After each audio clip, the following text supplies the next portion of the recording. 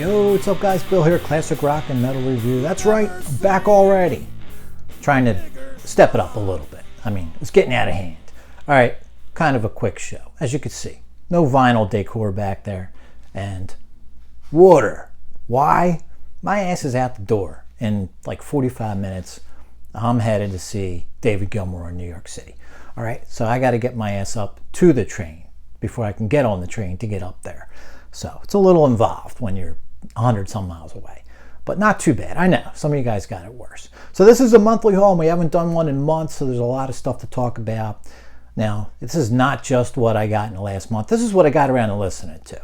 I could probably go 6 months and do a monthly haul with 13 new titles and not buy anything. All right, they're already just up there on that library, which I'm fine with. I don't know about you guys. I'm fine with buying CDs and just loading up on stuff I want to hear, whether I'm in the mood or not. I know what I eventually want to hear. That's good enough for me. So let's just get started. I don't got much time, but now I usually try to wait till I hear things twice. And I don't know why. I'm going to just give you an opinion on a few of these with only hearing them once. All right? Not necessarily bad or good, but really breaking my own rule there. All right? I admit. So let me get a sip of water and let's get going. I'm also going to give you guys a preview on what's coming up with the bootleg episode. Some other stuff I've been listening to. It's going to be their own episode. You'll see. Just hang out. It's cool. As you guys found out in Scorpion's video, pays to hang around to the end, right? All right.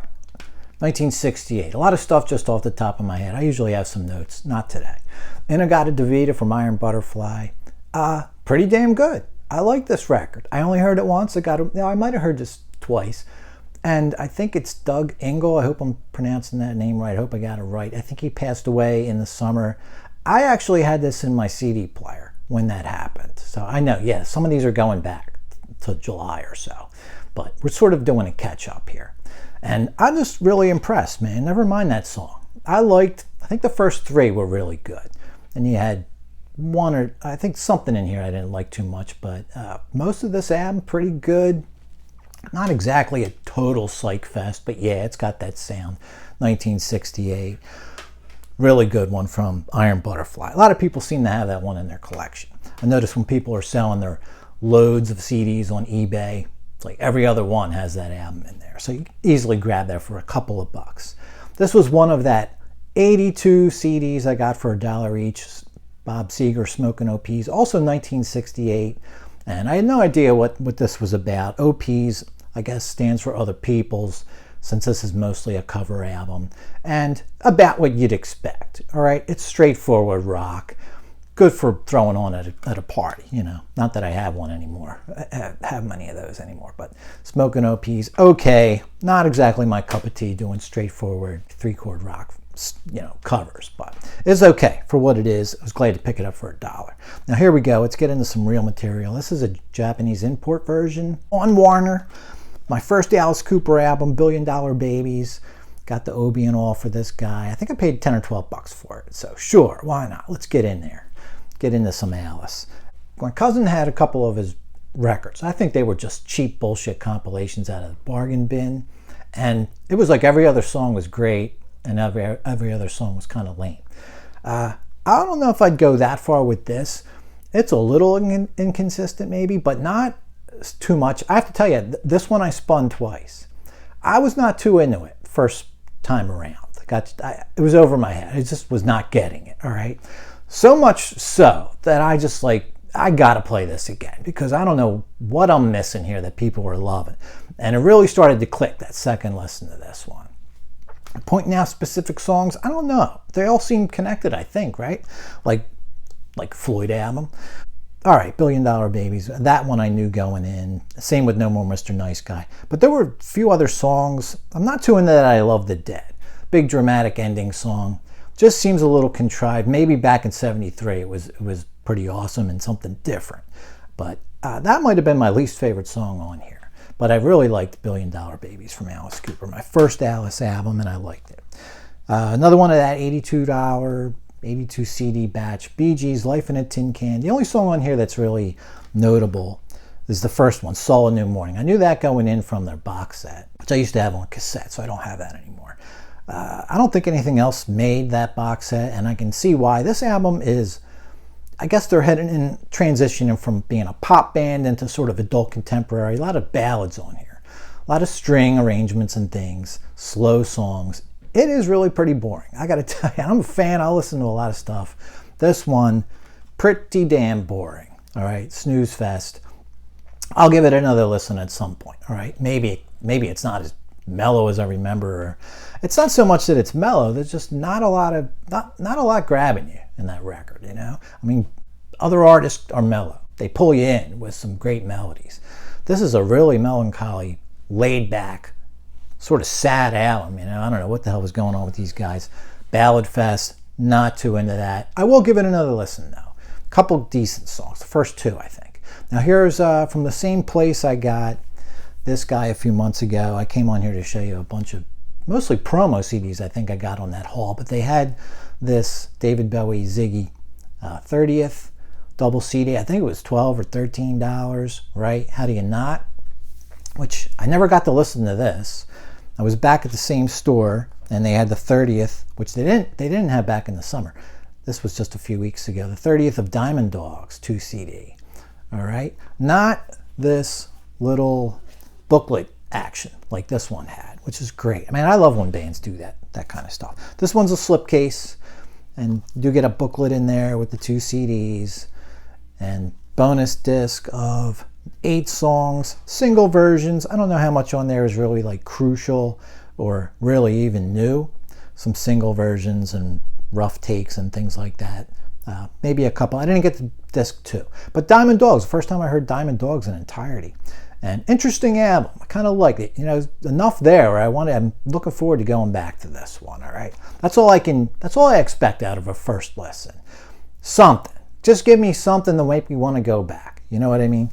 So, Diamond Dogs, again, $12 that same place. It starts at $25, $30 on eBay. So, you know, like I said, shop with your phone. Stuff like that. You know, you're not sure if you're missing out or not. Just check it out right on the spot. This was the surprise of the month. Al Stewart, Year of the Cat, the full regular album from 1976. All right. Now, I had his best of. It's called Best of Al Stewart. Back in 89 or 90. It was one of the first 15 or 20 CDs I had. And I just could not get into that damn thing. You would think with Year of the Cat, Time Passages on there. What other song was on there? They were only his 2 biggest hits in the Philly area where I'm from. I just could not get into that thing. But sometimes that greatest hits jumble just doesn't work the way an album does. And that's why I scooped this up for a couple dollars. I don't even know when, a year ago. And just got to playing it maybe 3-4 weeks ago. And man, I just love this thing. This thing just flows. I only heard it once and I'm loving this thing. All right, Year of the Cat is one of the big surprises to me based on having that greatest hits forever. I actually sold that Best of Al Stewart because every time I put it on, I end up pulling it off. Not so with Year of the Cat. Highway to Hell from ACDC, one of the few ACDCs that, up to Flick of the Switch, that I never owned until now. And you know what? It's a really good album, man, but I know a lot of people think this is their best. I have to admit, it's great if you want just regular old straight up hard rock, and I know that's what AC/DC is about.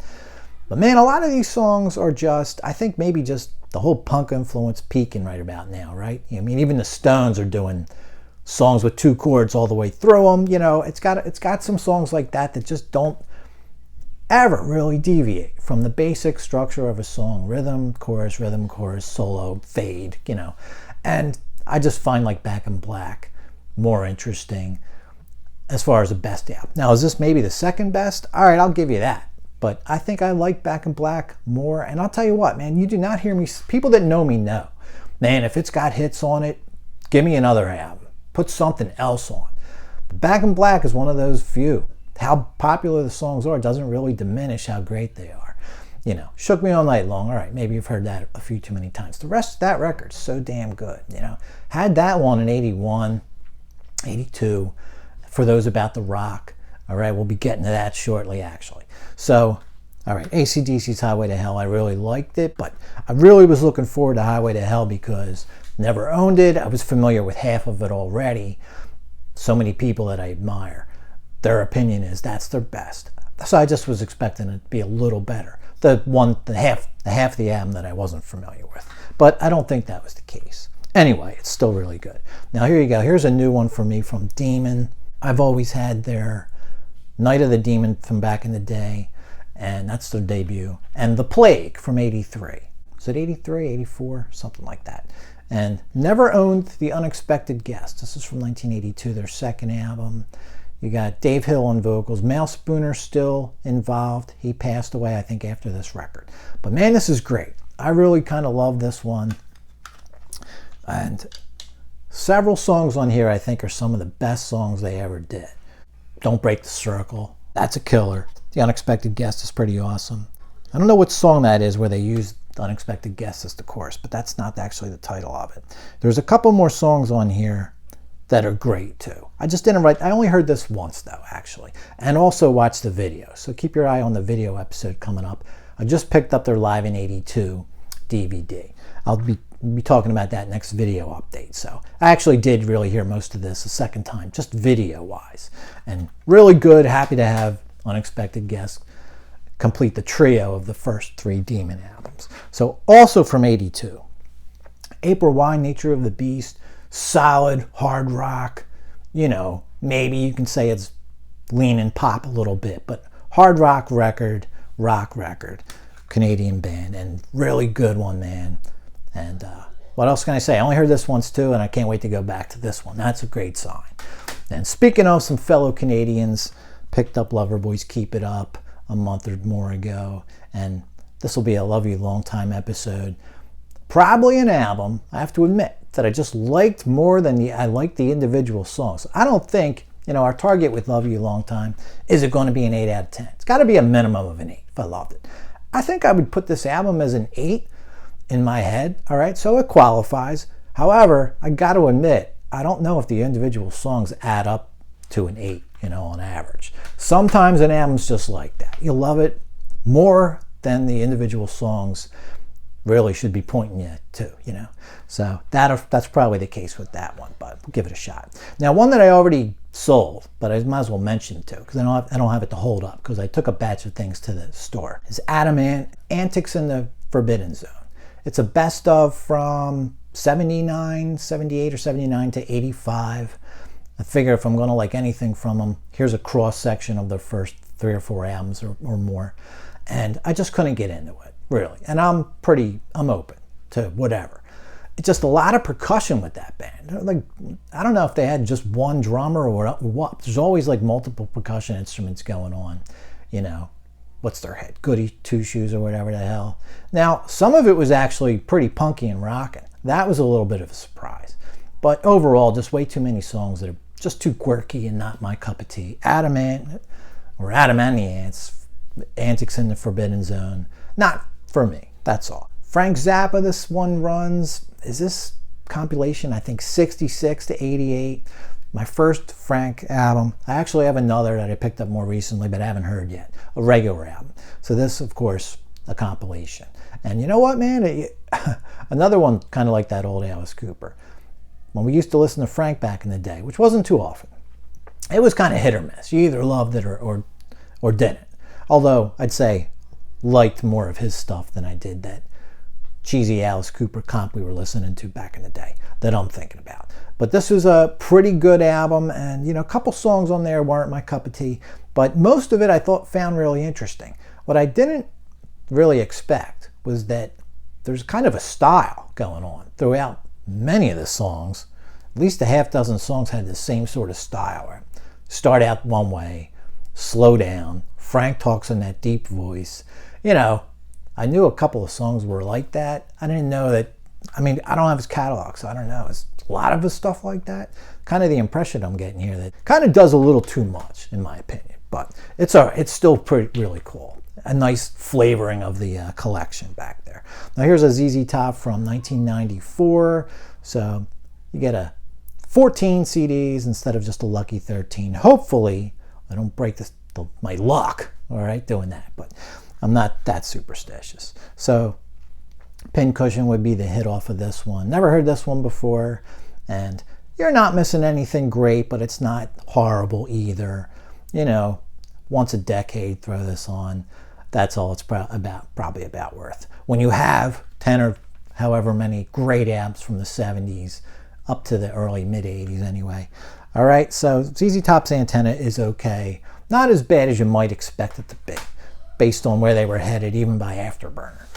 All right, so here's some stuff that we just listened to. This is all summer long listen, and we're just going to rip through this. And this is actually a new pickup for me too, this version. John Barleycorn, Must Die from Traffic, and I picked up this version. It's a remaster because it's got 2 bonus tracks on it, which I never even knew they put this one out. So as you can see, $3.99, why not? I'll pay $4 for 2 new Traffic songs, even if they're only a minute and a half for one. The other one's 3.5 minutes. They are really demos. I could see why they weren't on the regular album. Now what's interesting here though, they like stuck the one right in the middle of the album, you know? Not just tagged on the end. The one is, but the other one, maybe that's how they were originally thinking about doing it. Ending side 1 with this minute and a half tune, I Just Want You to Know. And then Sitting Here Thinking of My Love, 3.5 minutes at the very end, so maybe that was the original plan. And they just bailed on doing those 2 songs anyway. But from the Traffic remasters, but man, it's a great album. And you know what this one does, this sounds, by the way, great. I really think so anyway. Booming, well, doing it on the organ, but booming bass, it just really sounds great. I have to admit, might just sound better than my old school Traffic CD.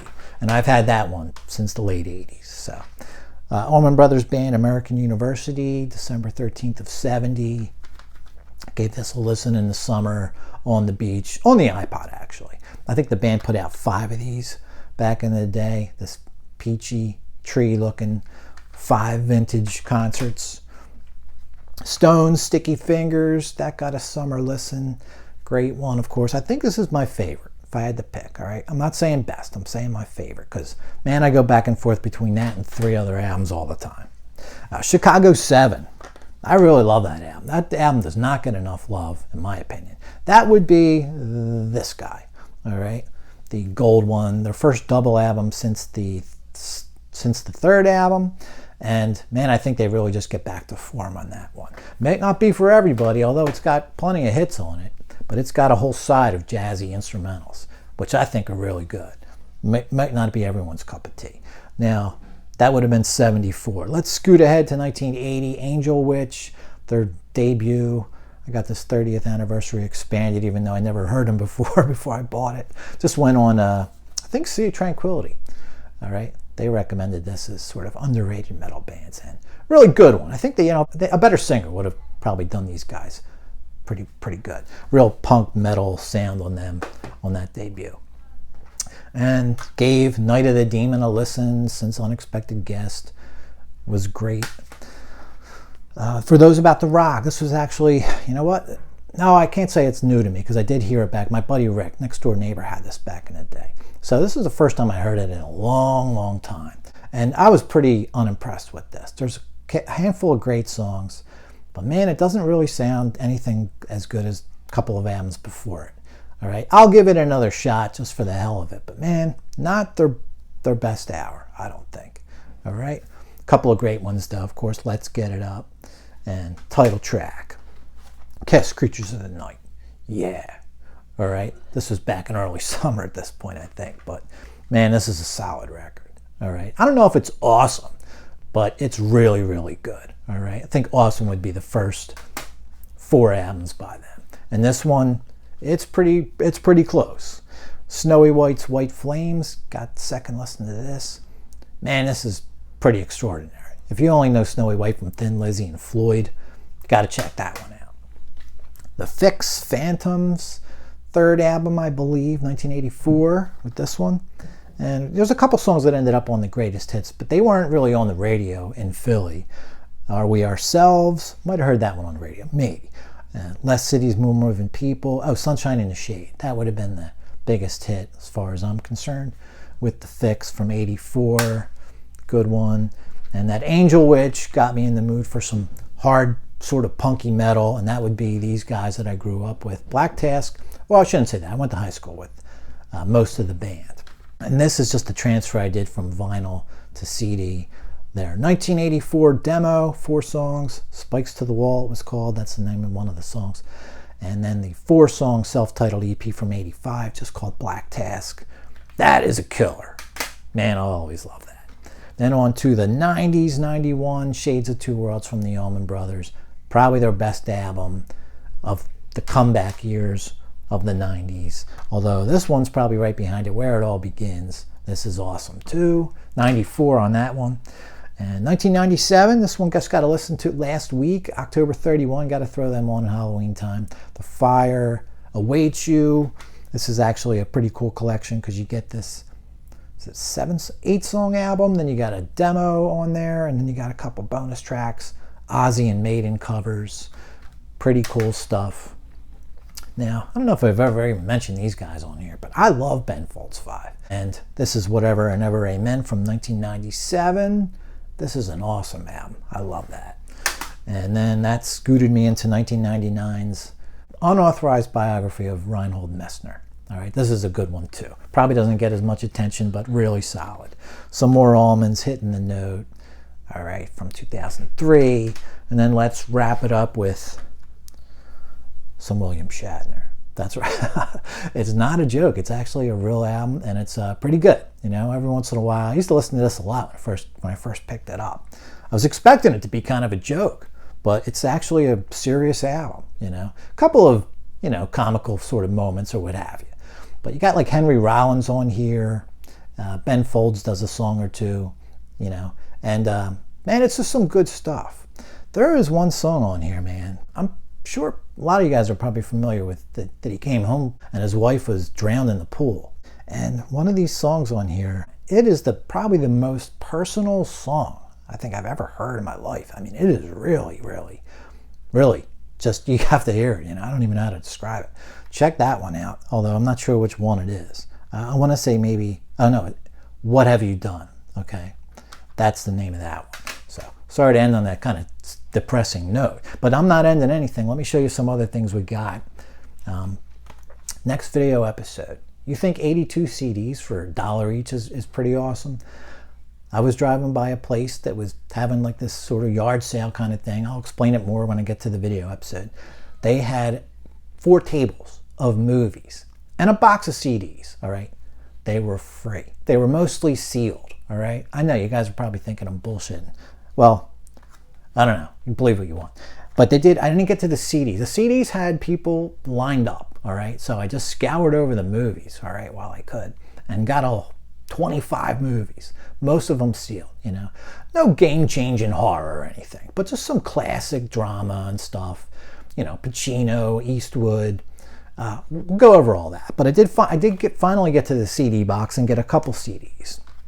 Crosby, Stills, and Nash, After the Storm, okay? The promo, as you can see with that label, 94, all right? Expecting this to be garbage. I listened to the first 6 or 7 songs. This is actually really, really good, all right? Behind That Year of the Cat, Surprise of the Batch, okay? Now, I only heard half of it, so we'll talk about it more later. But man, this is a really damn good album. Really caught me by surprise. And Bad Company's Holy Water, don't ask me what year it is. I know it's post Paul Rogers, let's see, 1990. That's how you get an album like this, free. It's probably all it's worth. Hopefully, some people think this stuff's great, all right? I have to tell you, I haven't heard any of it. So let's see. Now check this out. And you're gonna see there's at least one video like this. And I've been wanting this album too. I didn't just grab it because of the autograph. Jackson Browne's I'm Alive. I used to have this back in the 94, I want to say. And it's a really good album. It's autographed, all right? And not on the case, luckily. It's the first thing I thought. Oh, they signed the damn jewel case? I mean, I don't know. I'll go on the internet and see what's up with that. But they had a few other items that were autographed too. So I'm going to think this is the real deal. I'll explain it all when we get to the video episodes. More about videos, but I just thought I'd show you those 3 things I picked up for free a couple weeks ago. All right, so here's some other, I just got this the other day. Finally tracked down my Japan Vertigo Thunder and Lightning from Lizzy. Kind of gave up on getting that deluxe edition. It's in the $140 range, basically, you know. So, all right, I'll settle for this. I do got the demos as a bootleg. So there you go. Just picked that up. I haven't even listened to it yet. I threw it on just to hear the sound quality. That's where Steve Hoffman forum led me. Japan Vertigo. So that's where I went. And speaking of Lizzy, this has been ruling my life for the past week. Man, it's good. Or 2 weeks, actually. I got this as a pre-order from Amazon, and then they delayed me like a month. So I just got this a week or two ago. Loving this to hell, man. Full review coming, all right? Get out of the damn way.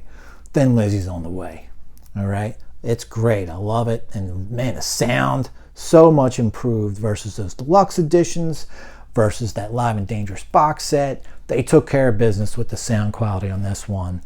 All right, lots of juiciness in there. We'll delve into all that stuff. A couple more things to tell you. About halfway through, check out this next video episode. It's going to be cool. Diver Down Largo. About halfway through this. Man, I think this is my favorite VH video. Forget that US Festival. This is really cool. Can't wait to get them more. And I just threw on this Live in Nassau, Floyd's The Wall. Now, everyone knows that there was it London, trying to think, is it Earl's Court? The other video from this tour that's complete had better, closer angles. Always the better of these two videos. Okay, this was the first one I had though, back in the late 80s, early 90s. Nassau Coliseum, February of 80. The upgrade on this is insane. You're gonna love it, man. This is a mandatory video now. I can't believe I'm saying it. That original video of this used to be so dark. The reason they reshot it in Earl's Court was that the original video from Nassau Coliseum was just too far back, and the whole point of it was to maybe put it in the movie, so they needed closer shots. So that's why Earl's Court video is still probably at least as good, but now this is no longer the red-headed stepchild. Okay, this is something to contend with that other video. It's that much improved over back in the day. All right, so there you go, some video to talk about. Once we get there, let's segue our discussion into some bootleg talk before we get out of here with a little CD DVD combo. All right, this one I picked up a few months back. I'm not sure if I've shown you this. It's called Blue Oyster, called Psychic Wars double CD of them live, Veterans Memorial Coliseum, New Haven, Connecticut, September 20th, 1981. All right, so right about a year after they did the King Biscuit Flower Hour with Sabbath. Okay, and then as a bonus, you get the video of them at the Hollywood Sportatorium in 1981. Date on that would be October 9th, so pretty close, only 2.5 weeks apart. Now that DVD I've had forever, so we'll get into comparing that with the one that I've had forever. Now as far as bootlegs, here's what I've been listening to a lot lately. Ozzy's Bloomington 82, so we'll be covering this on the next bootleg update, and then also Definitive Hollywood Bowl 2016. This one surprised me, good stuff there. And guys, that's gonna do it. My ass, actually one more, David Gilmour's Luck and Strange. Just listen to this for the first time today. Gonna listen to it again on the way up the Parkway to see the show. So hopefully a review of this concert. This will be November 5th, Madison Square Garden, 2024. All right, maybe I'll get some time to listen to my Almond Brothers Forget Mycology, got Promology here, the promo singles collection. Threw them all together on a CDR. And also on a CDR is Anno Domini. This is my 16 favorite songs from the Martin era, also including Eternal Idol era. Okay, so it shakes out to 16 because of some of those short introduction songs. So this is my plan heading up the turnpike. All right, Sabbath, some Gilmour, on my way to see Gilmour. Talk to you guys later. Let me know what's up with some of these releases. Let me know what's up with some of the stuff you got, or any thoughts on Luck and Strange. Like to hear that. Or your Thin Lizzy box set if you were lucky enough to grab it. Guys, talk to you later.